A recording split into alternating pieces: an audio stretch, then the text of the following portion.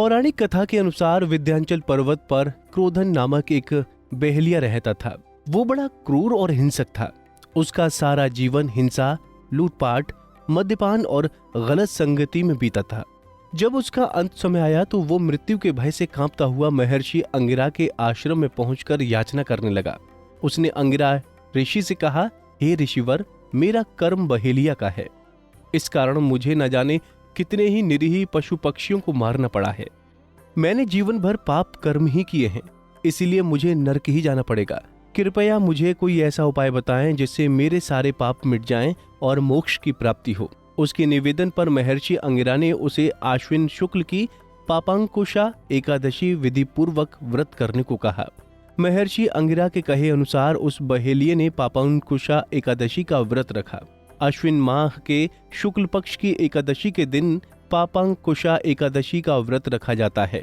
बहेलिये ने विधि पूर्वक इस दिन भगवान विष्णु का पूजन किया और व्रत रखा।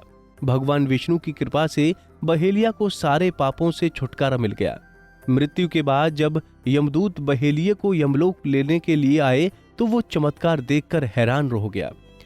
पापांकुशा एकादशी के प्रभाव के कारण बहेलिये के सभी पाप मिट चुके थे, जिसके परिणाम स्वरूप बहेलिये को भगवान विष्णु की कृपा से बैकुंठ लोक प्राप्त हुआ। चलिए अब आपको इस व्रत की महिमा के बारे में बताते हैं। धार्मिक दृष्टि के अनुसार पापांकुशा एकादशी पर विष्णु जी के पद्मनाभ स्वरूप की पूजा की जाती है। इस एकादशी व्रत के दिन मौन रहकर भगवत स्मरण तथा भजन कीर्तन करने का विधान है। मान्यता है कि इस दिन श्रद्धा पूर्वक भगवान विष्णु की आराधना करने से मन शुद्ध होता है और मनुष्य में सद्गुणों का समावेश होता है।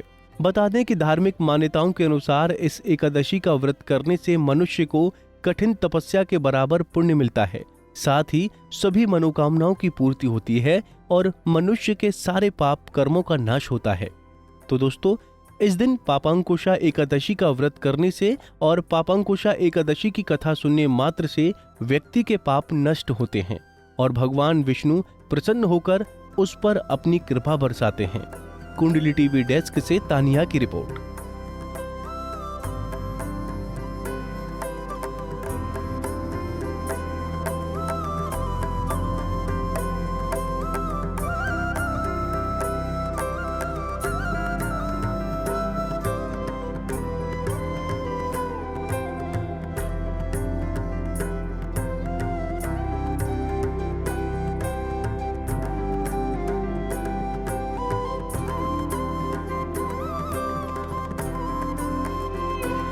इसी तरह की और भी जानकारी लेने के लिए हमारे चैनल को सब्सक्राइब करें और नई वीडियो की नोटिफिकेशन के लिए बेल आइकॉन दबाएं। अगर आप ये वीडियो फेसबुक पर देख रहे हैं तो वीडियो को लाइक और शेयर करें।